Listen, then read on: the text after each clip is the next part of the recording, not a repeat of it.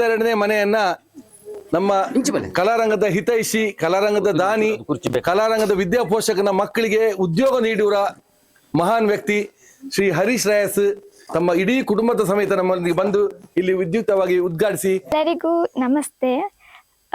ನಮ್ಮ ಹರೀಶ್ ರಾಯಸ್ ಸರ್ ಇವರು ಇಷ್ಟು ದೊಡ್ಡ ಮನೆ ಮತ್ತೆ ಸುಂದರವಾದ ಮನೆ ಸುಸಜ್ಜಿತ ಸೌಲಭ್ಯವನ್ನು ಕೊಟ್ಟದಕ್ಕೆ ನಾನು ಅವರಿಗೆ ಧನ್ಯವಾದಗಳನ್ನು ತಿಳಿಸ್ತೇನೆ. ಅವರೊಬ್ರು ಕೂಲಿಕಾರರು. ನನ್ನ ಅಮ್ಮಂದು ಮಾನಸಿಕ ಸ್ಥಿತಿಗತಿ ಅಷ್ಟೇನು ಚಂದ ಇಲ್ಲ.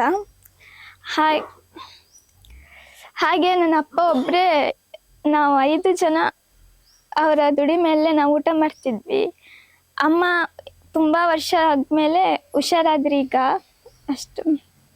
ಇದಕ್ಕೆ ನಾನು ವಿರೂಪಾಕ್ಷ ದೇವರ ಮನೆ ಸರ್ ಅವರಿಗೆ ನಾನು ಸದಾ ಚಿರಋಣಿ ಆಗ್ತೀನಿ. ಯಾಕಂದರೆ ಅಮ್ಮನಿಗೆ ಎಷ್ಟೇ ಆಸ್ಪತ್ರೆಯಲ್ಲಿ ಮದ್ದು ತಂದರೂ ಕೂಡ ಅವರು ಹುಷಾರೇ ಆಗ್ತಿರ್ಲಿಲ್ಲ.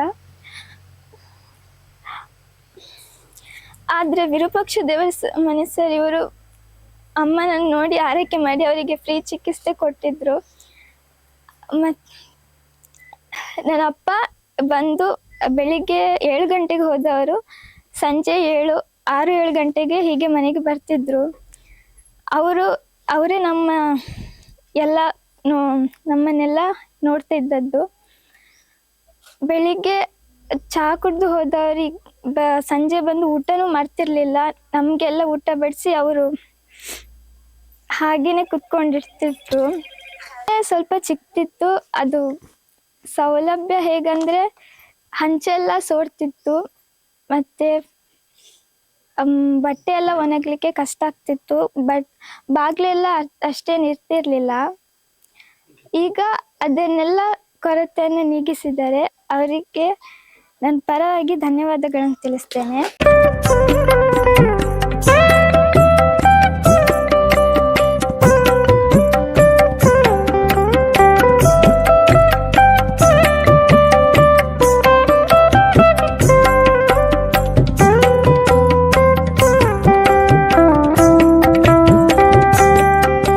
ಜಗದ್ಗುರು ಮಾನ್ಯ ಶಾಸಕರಿಗೆ ವಂದಿಸುತ್ತಾ, ನನ್ನ ಆತ್ಮೀಯರೇ, ಮುರಳಿ ಕಡೇಕರ್ ಮತ್ತು ಗಂಗಾಧರ, ಇವರಿಗೆ ಯಕ್ಷಗಾನ ಕಲಾರಂಗಕ್ಕೆ ದುಡ್ಡು ಕೊಟ್ಟರೆ ನಾವು ನಿಶ್ಚಿಂತೆಯಿಂದ ಇರ್ಬೋದು.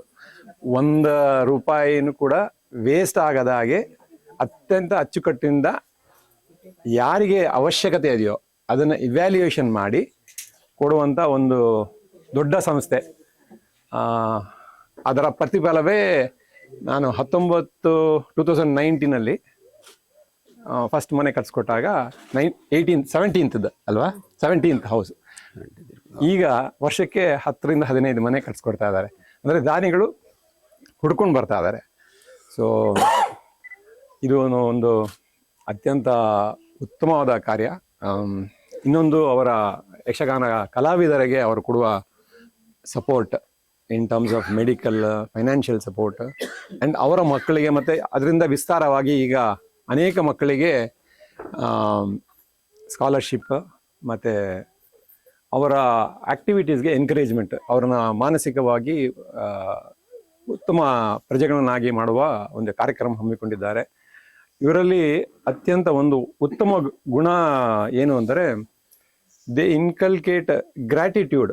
ಒಬ್ಬರ ಒಂದು ಗ್ರ್ಯಾಟಿಟ್ಯೂಡ್ ಇರಬೇಕು ಅನ್ನೋವಂಥ ಒಂದು ಗುಣವನ್ನು ತುಂಬ ಚೆನ್ನಾಗಿ ಹೇಳ್ಕೊಡ್ತಾರೆ. ಯಾಕಂದರೆ that has to come so that ಯಾರಿಂದ ಈಗ ನಮ್ಮ ಪರಿವಾರಕ್ಕೂ ಯಾರೋ ಹೆಲ್ಪ್ ಮಾಡಿದ್ರು, ಅಲ್ಲಿಂದ ನಮಗೆ ಶಕ್ತಿ ಬಂತು. ಸೊ ನಂತರ ಈ ಮಕ್ಕಳು ಮುಂದೆ ಇನ್ನೊಂದು 100 ಮಕ್ಕಳಿಗೆ ಹೆಲ್ಪ್ ಮಾಡುವಂಥ ಒಂದು ಕಾರ್ಯಕ್ರಮ ಮಾಡಿಕೊಡ್ತಾ ಇದ್ದಾರೆ. ಸೊ ಇವರಿಗೆ ನಮಗೆ ಈ ಆಪರ್ಚುನಿಟಿ ಕೊಟ್ಟಿದ್ದಕ್ಕೆ ಅನಂತ ಧನ್ಯವಾದಗಳನ್ನು ಅರ್ಪಿಸುತ್ತಾ, ಅದು ಒಂದು ಗಾದೆ ಉಂಟಲ್ಲ, ಅದರಲ್ಲಿ ಹೂವಿನ ಜೊತೆ ನಾರು ಸ್ವರ್ಗಕ್ಕೆ ಸೇರ್ತು ಅಂತ.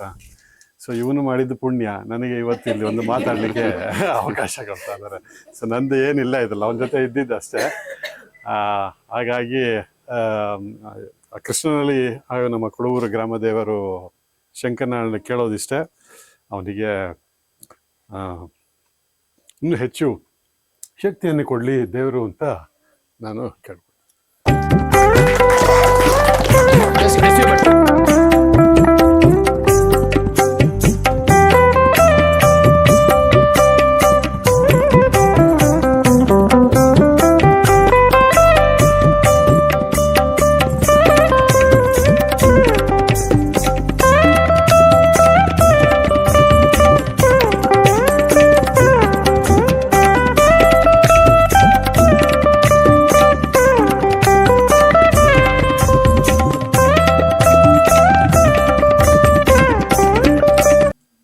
ಮರ ಕಡಿದು ಮನೆ ಕಟ್ಟುವ ನಾವು ಗಿಡ ನೆಟ್ಟು ಬೆಳೆಸೋ ಕೂಡ ಬಾಧ್ಯರಾಗಬೇಕಂತ ಹೇಳ್ತಾರೆ. ನೀಡುವ ಮಾಡುವ ಭಕ್ತನ ಕಂಡಡೆ ನಿಧಿ ನಿಧಾನವಾಗಿ ನಡೆದು ಬಂದಂತಾಯ್ತು ಅಂತೇಳಿ. ಹಾಗಾಗಿ ನನ್ನ ಅನುಭವ, ಭಗವಂತ ನಾವು ಒಂದು ಕೈಯಲ್ಲಿ ಕೊಟ್ಟರೆ ಭಗವಂತ 10 ಕೈಯಲ್ಲಿ ಕೊಡ್ತಾನೆ ಅನ್ನೋದು ನನ್ನ ಅನುಭವ. Because I came from very ordinary family. ಆ ನಿಟ್ಟಿನಲ್ಲಿ ಶ್ರೀಕೃಷ್ಣ ಪರಮಾತ್ಮನ ಕರ್ಮ ಸಿದ್ಧಾಂತದಲ್ಲಿ ನಾವು ನಂಬಿಕೆ ಇಟ್ಟಂತರು. ನಾವು ಮಾಡ್ತಕ್ಕಂಥ ಕೆಲಸ ಮಾತ್ರ ನಮ್ದಾಗ್ತದೆ, ಬಿಟ್ರೆ ಆ ಫಲಾಫಲ ಕೊಡುವಂತ ಭಗವಂತ. ನನಗೆ ಯಾಕೆ ಹೆಮ್ಮೆ ಅಂತೇಳಿ ನಾನು ಕೇಳಿ ಬಂದಂತ 1000 ಸಂಘಟನೆ ಇದೆ. ಆದ್ರೆ ನಾನು ಮೊದಲಾಗಿ ಮೆಚ್ಚೊಂದು ಇವರ ಶಿಸ್ತು ಮತ್ತು ಸಮಯ ಪರಿಪಾಲನೆ ಮತ್ತು ಬದ್ಧತೆ. ಅದು ನಮ್ಮನ್ನು ಇಷ್ಟವರೆಗೆ ನಡ್ಕೊಂಡ್ ಬಂದಿದೆ. ಯಾಕಂತ ಹೇಳಿದ್ರೆ ಎಲ್ಲರೂ ಕೂಡ ದೇ ಆರ್ ವೆಲ್ ಸೆಟಲ್ಡ್. ಆದ್ರೆ ಸಮಾಜಕ್ಕೆ ಏನಾದ್ರು ಕೊಡಬೇಕು.